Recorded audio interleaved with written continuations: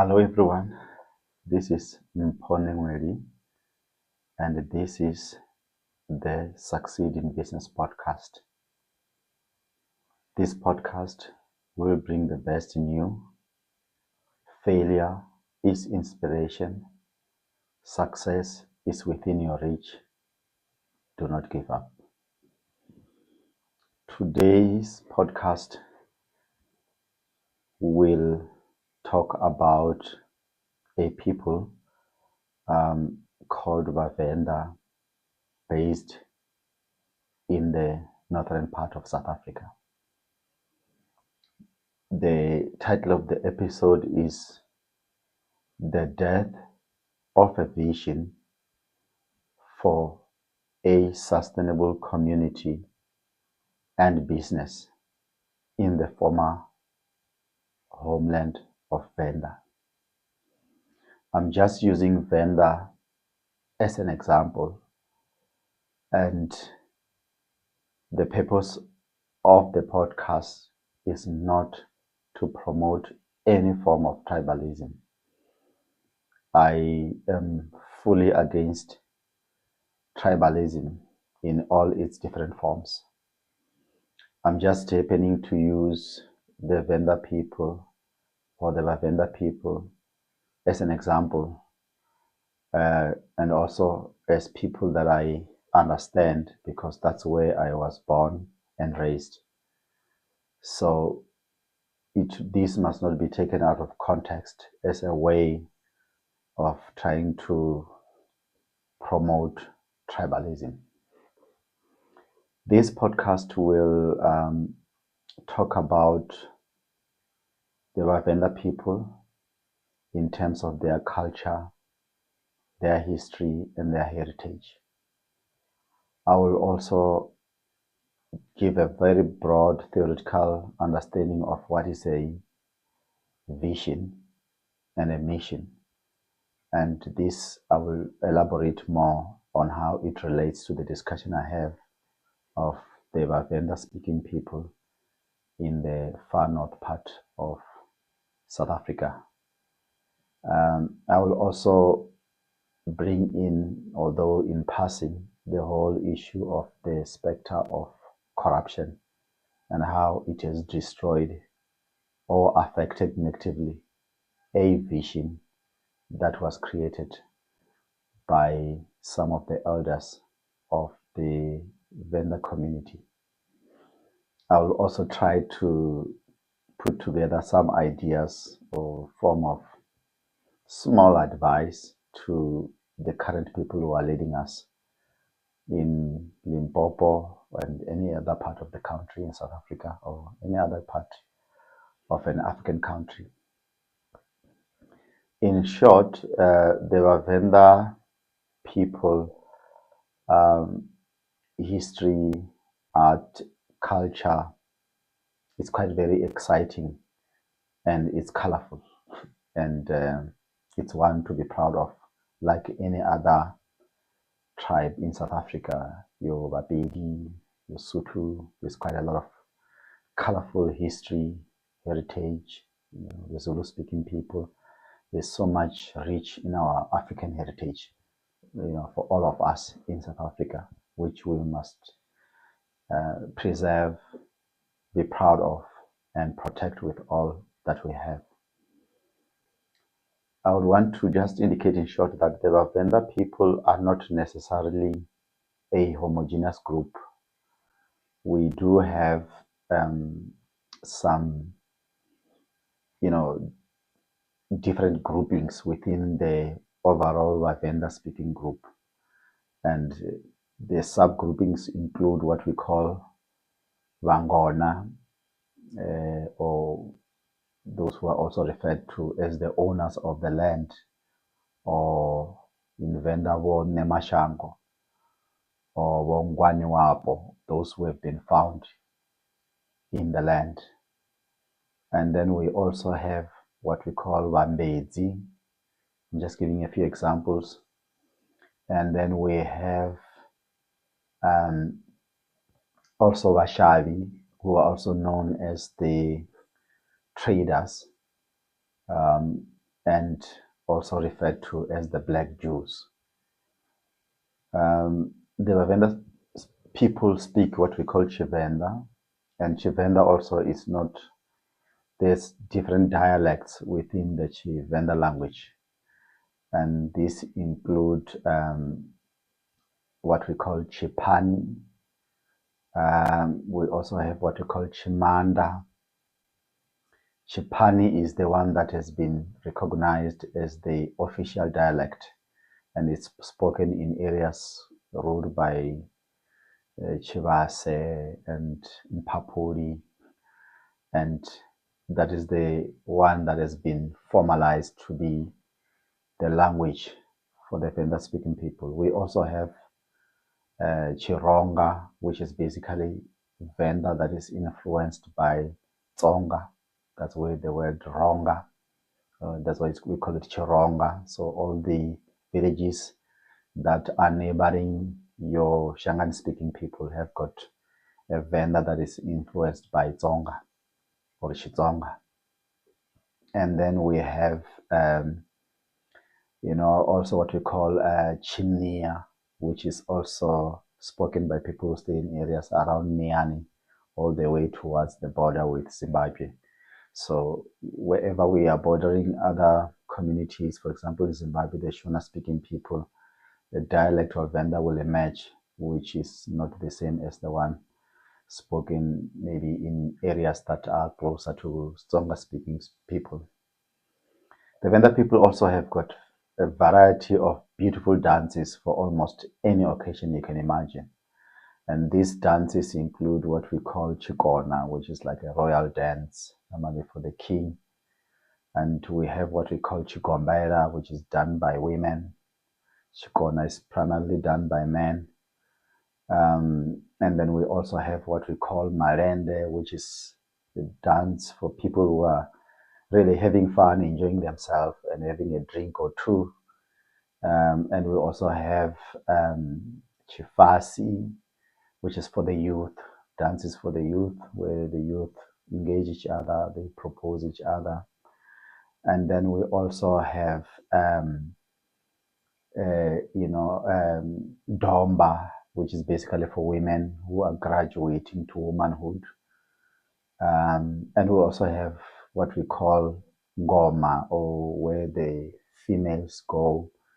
And then we also have what we call Oya Murunduni, or where the men also go, for circumcision. There's also male circumcision schools within the Venda speaking people. So there's quite a lot of things that make this beautiful South African tribe found in the far north, bordering Mozambique and Zimbabwe. Venda is also known for its natural beauty. It's a large area with a lot of vegetation, and it is home to some of the biggest farms that are producing citrus, your mango, your lychee, your guava, your avocado. It's got part of it which are quite very fertile. And it looks quite very tropical. And it's so beautiful with its nice rivers. And it is also a place that has been used to be referred to as the home of legends. That's where you find a lot of spiritual places, like your Lake Fundudzi, which is known for being a very highly spiritual area, the Tate Forest, which is also known to be quite very spiritual. There's quite a lot of scenic and beautiful things that one can see in this part of South Africa. And also, we also find deeply spiritual people, traditional healers that still rely on the land in terms of getting herbs. and obviously another strong following to your African indigenous churches, like your Zionist churches, Apostle, ZCC, and a whole host of other churches, including the emergence of the charismatic churches. And also, we also have very strong traditional leadership structures, some of which are quite very visionary and innovative in terms of doing good for their own communities and sourcing government funding for a variety of projects. I would want to touch on a vision and a mission superficially before I delve again into the Venda people in relation to vision and mission. A vision simply means or refers to the ability to see, and it's also summed up as the desired future state. That's what we call a vision. And a mission is basically how to achieve the desired future state. I would want to point out that a vision is quite very important in driving a society. And the question that we can ask ourselves is, do we have a compelling vision that is driving us as South Africans? It's quite very important to ask that question, because if we don't have a compelling vision that drives us in all corners of life to do good for the country, it means there's something that our leaders are not doing right. Because society needs to be galvanized, made energized whenever they wake up and feel that they have to do good for this particular and beautiful country. Venda has been known to have been led by visionary elders who were not necessarily highly formally educated, but they were very well learned in terms of how to conduct themselves in day-to-day life. So some of them used to tour around the world, learn things, come back and implement them in the former homeland of Venda, and really create a good community. So it is important to note that Venda people have not become noticeable in various economic activities in South Africa by chance. It is through careful and calculated vision that was inculcated into the whole of the Venda-speaking people in the olden days, when there was no form of social media, but a communication was made to rally around these Tshivenda-speaking people to do good and to have a long-term vision of the desired state or a future that we had to all strive for, and we still continue to strive for. There are various pillars of the old Venda vision that I would want to unpack, basically to learn from the past. As they say, if you don't know your past, you are not going to be able to know your future. So Venda speaking are one of the smallest tribes in South Africa.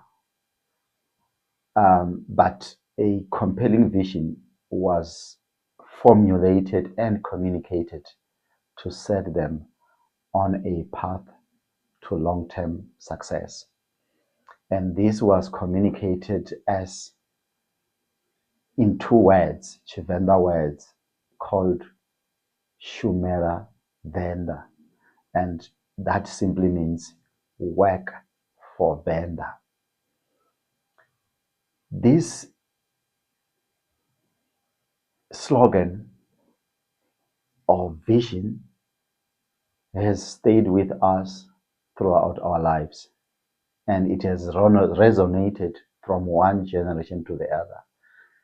The thinking of a Venda person, speaking person, is that wherever they are going to work for economic opportunities, their intention is always to do good where they come from, in their own villages. Work for Venda. That's why normally when people work, the intention is first to put a house in the village where one comes from, improve the conditions of the parents by putting a better structure and really creating a sense of pride in the village to say we can do something to develop our own spaces. And this has been galvanized through this vision called Shumela Venda. And as I speak today, there's a nostalgia by the Venda or Venda speaking people of the Homeland days, to the point that people have gone to replicate or print the old Venda flag or the old Venda Homeland flag and put it on their cars with pride. And this nostalgia, it is because there is a vacuum where a form of identity and a vision which is compelling in the new South Africa seems to be missing. Then people have to go back to hold on to the past as a form of defining themselves, energizing themselves, and striving for something fulfilling and better. And the fact that we don't have that in the new South Africa, it's a sad reality that needs to be addressed. I would also want to give an example of the old paramount chief who used to be in charge of Venda, called Mpho. He used to refer to his small village in Jelele as London. And it was figurative in the sense that he had been to London and he wanted to bring that into Venda. So it's the idea of being in a small place but dreaming big, so that you have got something to strive towards. And it's something that we need to really appreciate, embracing a big vision that is we can pursue to achieve excellence and do good in our communities. One of the common traits of the Venda speaking people, which has also been passed on from one generation to the other, is the issue of humility. We have been taught that you must be very humble and respect all the tribes and all the people from wherever in the world. Learn their ways and do that as fast as possible so that you can be able to engage with them. That's why you can find Venda speaking people being able to speak a variety of languages. As Nelson Mandela once said, if you speak to a person in his or her own language, you speak to his own or her own heart and soul. So that's why the Venda people developed this visionary attitude of saying, wherever you go, learn the language of the people and learn their ways, so you understand them better and you can work with them better. As a small tribe, you have to engage and integrate and be able to be of good to other people, no matter what tribe or what community they are. One of the important things about the Shumela Venda thinking, or the work for Venda thinking, is that you need to keep your roots no matter where you go. Building a house is highly promoted for any Venda speaking person, especially where we come from first. And this is in the villages. It is considered to be another form of insurance to say when things get bad in the urban areas where the capitalist system is quite very harsh, brutal, and you can come back home sometimes empty-handed, have a place to lay your head in the form of a good, beautiful structure. So once you get access to resources in the urban areas, do something at home. It's a form of insurance to protect yourself against the hardships of a modern capitalist system that feeds on people's blood. And the other thing also that's very important is the educational investment. The vision of the Venda speaking people has always been to say, make sure that you invest in your personal development, and that is education.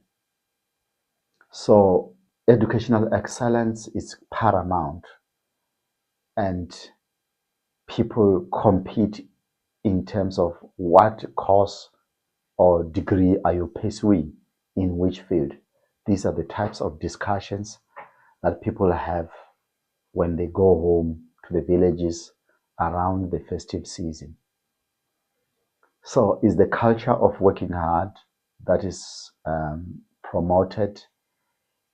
Going to school over weekends is highly promoted for the young ones so that they can have good pass rates, but also inculcate a culture of hard work.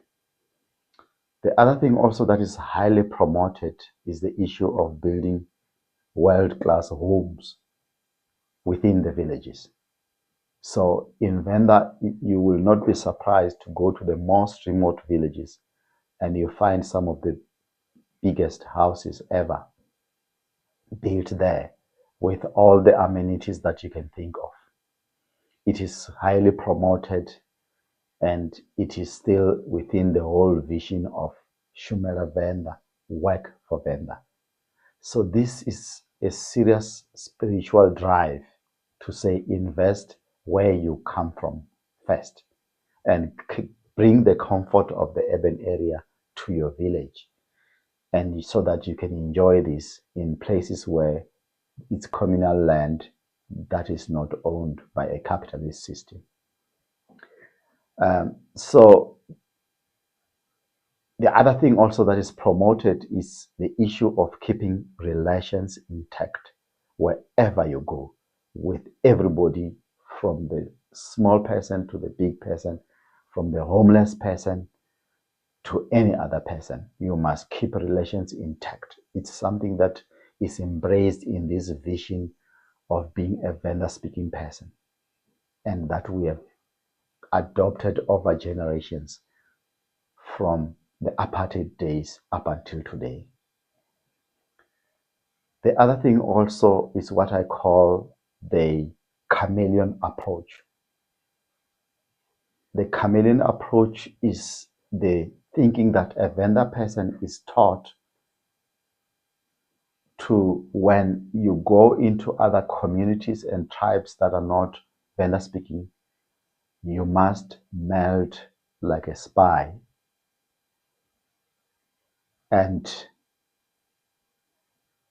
but at the same time remain true to yourself.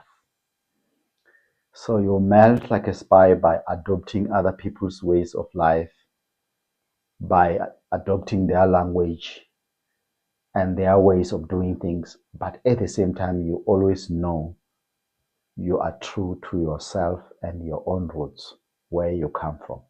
You maintain resolute self-pride. This is one of the most important things that the Venda vision has brought us where we are as a community. One of the important pillars of this vision has been the issue of economic emancipation, doing for the self. And a very good example is the fact that Venda in all the homelands is one of those, including Natal, that used to have its own bank that was formulated by Black people for Black people, and the Venda Building Society, which has been run down by educated crooks, was one pillar of the vision of economic liberation, a vision of self-sustenance. The other thing also was the investment in local infrastructure for the common good in the olden days, in the form of hospitals and clinics. The laying out of a foundation in the form of knowledge hubs, colleges of agriculture, colleges of nursing, and a university, and vocational training areas were one of the things that were invested in. And sadly, the most clever amongst us did their best to close these very important institutions in post-apartheid South Africa. And as we speak, we struggle to have people with qualifications such as nursing, and the accessibility of those institutions to the poor rural communities has been curtailed, and everybody has to move to major urban areas for education at a very huge cost. The banks also that were there, like the VBS, also advanced small loans for small entrepreneurs at home, creating an economically vibrant community. Burial schemes were also formulated that also banked. And I'll give a very interesting example that in my village, there's a rule that nobody is buried without a tombstone.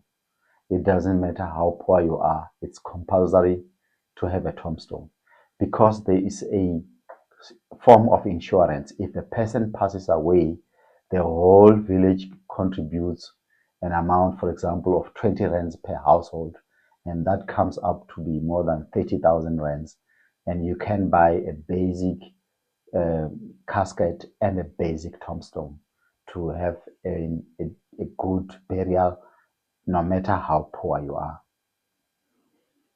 So these economic activities, insurances that are communal and cheap, have been very beneficial in keeping our communities going and advancing.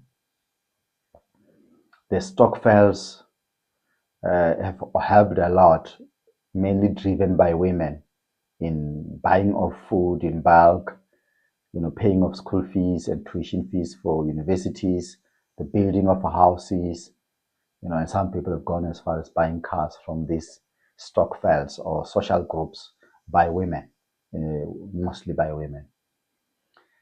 One of the things that also the vision that we had, which benefited people immensely, even in post-apartheid former Venda Homeland, is the huge investment that was done during the apartheid days in pensions. People, when the transition came into the new South Africa, people got very hefty pensions that they used to build houses and start all sorts of businesses. It is still even being argued today that the South African government, the new government, has not advanced all the pensions that the people in the former homeland had. Some of it has been taken by the new government. There are disputes around that and discussions that still linger in that particular context. It is important to note that the educated have derailed the beautiful vision that I've just spent a bit of time articulating, using the former homeland as an example. And this has been done through a generic education system that does not promote any strong roots, heritage, and culture. It doesn't make you proud of yourself,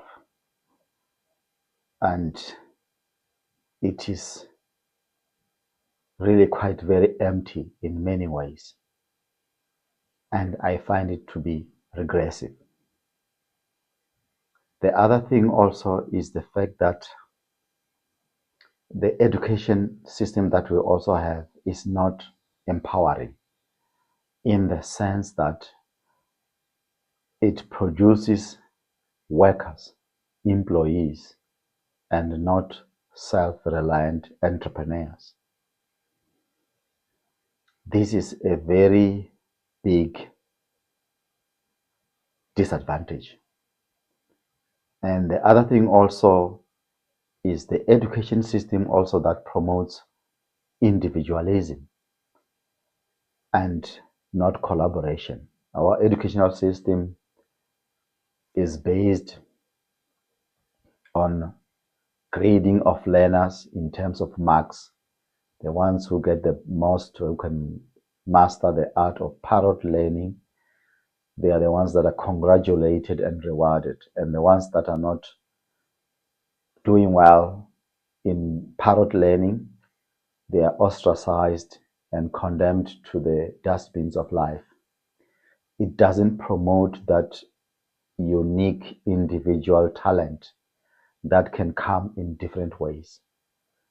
For example, you will have people like your Trevor Noah just being a comedian and making a very big success. You know, you will have people who are just DJs with very minimal education who are making a huge success. But these are the things that if you were to tell your teachers at school that you're going to be a comedian or a DJ, you will be laughed at, because the system of education is not promoting any flourishing of individual, unique, innate abilities. It is sadly a one-size-fits-all. And if you don't fit, you out. So it is really a big problem.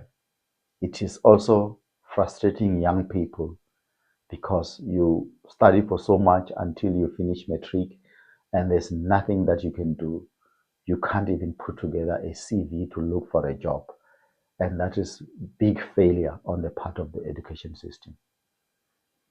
So, you know, it has led to young people obviously engaging in all sorts of bad things like your drinking and drugs, you know, which is costing society so much.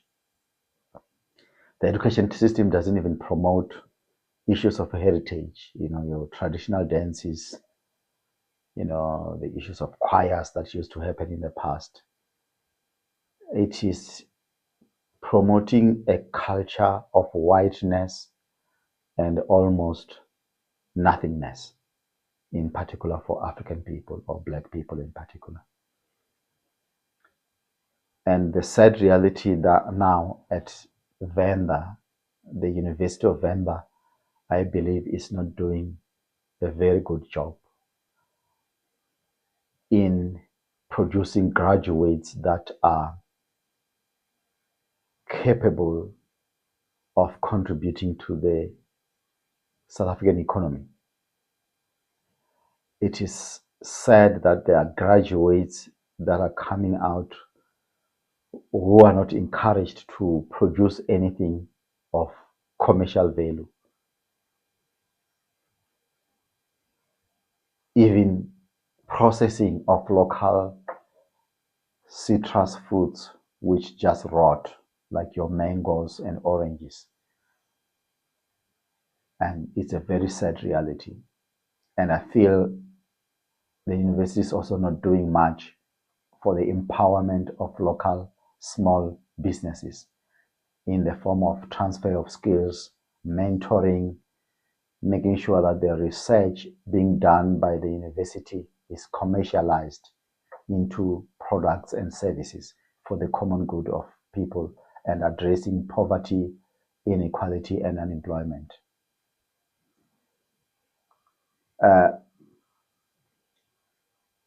There's also a very serious issue of a deep-rooted, corrupt middle class that is quite educated in the area that I'm speaking about, in the former Venda area.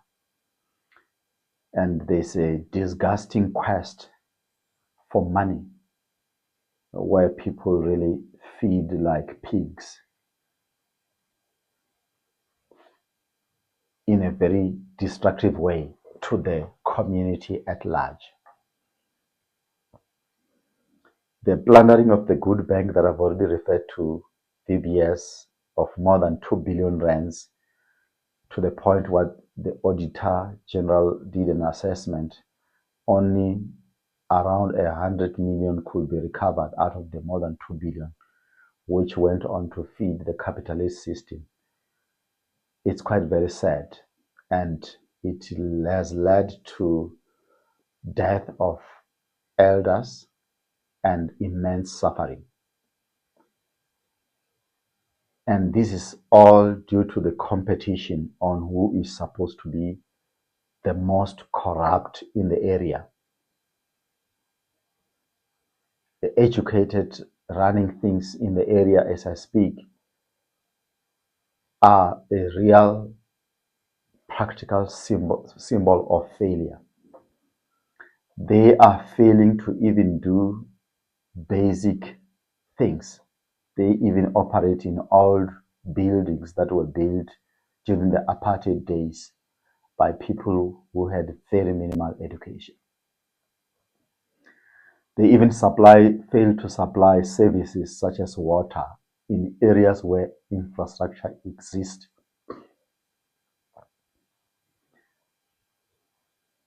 And they've made corruption, greed, and self-obsession quite very fashionable.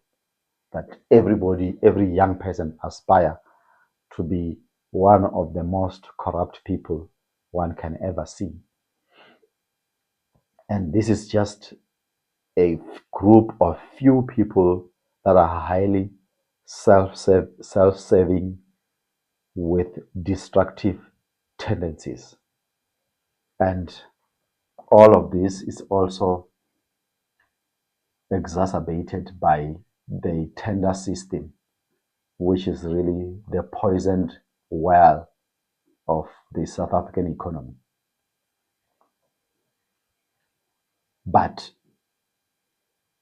the educated have not created or crafted a compelling vision, and thus there's no mission to take the community somewhere. And I can say it is a whole situation of going nowhere slowly, if not fast. But it is important for the corrupt to know that at some point in time they will find themselves in an unenviable position where the youth will isolate and displace them. It is naive of the rich middle class who are black to think that they are indispensable. I think the Generation Z will lose tolerance and will ultimately deal with it. I would want to go further by indicating that this rampant corruption will lead to a situation where the country will burn. And this is going to be attributed to the fact that the inequality will worsen, poverty will rise, and the suffering will be elevated, and to the point, or to a breaking point, where the masses will not be able to accept the situation. It will not be well for the corrupt operating with impunity. Those in power are going to find themselves in difficult positions. So after speaking about so much ill and how a vision has been destroyed, what can be done towards a new vision of liberating people from suffering in areas such as Venda, Limpopo, and South Africa in broad? The first thing we need to do is to make sure that we change our education system and come up with an education system that instills African pride. Cultivate entrepreneurship at all levels. Create entrepreneurial hubs at all centers within rural areas. Revive and subsidize local industry, and select local entrepreneurs in rural areas on merit, not corruption. Review the functioning of institutions such as your SIDA, your CIFA, and make sure that we root out the corruption in those particular places. And make sure that government remains the enabler and not the main creator of jobs.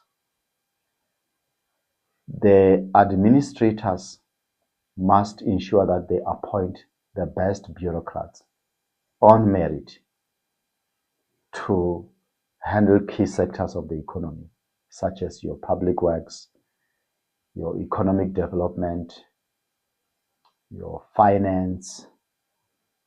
We need to make sure that we have the best people for the job. We need to root out the endemic corruption that is killing our local government in Limpopo and in the rest of South Africa. Meritocracy is the only thing that will take us somewhere. My experience is that if we don't deal with the endemic corruption, everything will collapse and we will all find ourselves in a very difficult situation. One other thing that we need to do is to make sure that our bureaucrats are having targets that are aimed at reducing poverty, unemployment, inequality, and the reporting in terms of what they do is easily accessible online to anyone in the country. That will create a culture of accountability that will be beneficial to the country and minimize wastage and ensure our resources are used for the benefit of the rest of the people. We also need to confront the damage that tenders have done to us, and it is ideal that we reduce the amount of tenders to a minimum. And if we happen to have tenders, they must be online, and companies awarded must be published, and everybody can access, and their work reports must also be available online. You can be able to go and see the quality of the work that you're doing. We also need to push for Black excellence or Black industrialists that are selected on merit, and also acknowledge the many local innovators that need to be given different forms of assistance in order to flourish as entrepreneurs. So we must find ways of having people in offices that are supposed to assist entrepreneurs, sending them from pillar to post for this or that piece of paper without being able to create any value and harming the country, because what we need as the backbone of the economy is a thriving space of small businesses.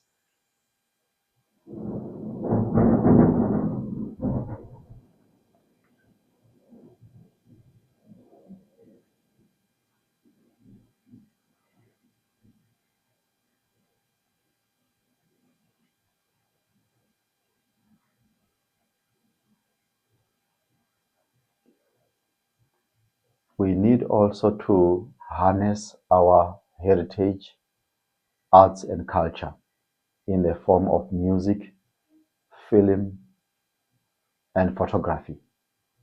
For example, Venda is known for having some of the best reggae musicians.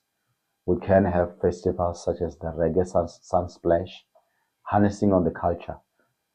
Venda also hosted recently the renowned Burning Spear with a very good attendance. That shows that we do have an existing heritage, arts and culture space that can be harnessed for economic good.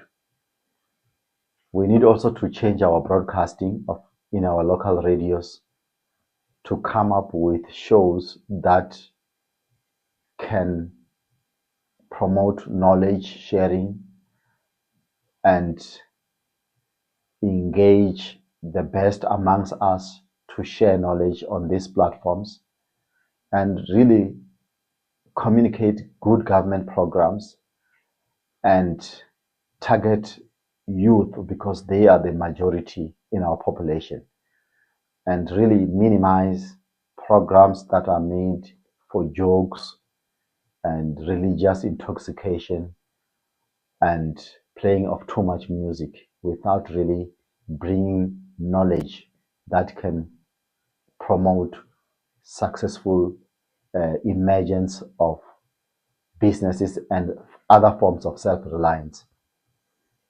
We also need to come up with a very strong arm of crime intelligence, because extortion at the scale in which it is happening is going to kill economic development. We need also to restore hope on the ability of government as an enabler of business, as one that can create opportunities for small businesses to start and flourish. Lastly, I would like to point out that it is not all lost, but our leaders need to act fast to stem the tide of decline, imminent unrest, and ultimate collapse of the country. Things are going to fall apart and the center will not be able to hold, like pointed out in the book by Chinua Achebe called Things Fall Apart. But I believe we have the most capable people in the country that if they are appointed through meritocracy, they can stem the tide of decline and put us on a path, craft a vision that is compelling to drive anyone from a primary school child to an elder who is a pensioner, to galvanizing our collective energy for the common good of the country. This is the Succeed in Business podcast. This podcast will bring the best in you. Failure is inspiration. success is within your reach. And I thank you.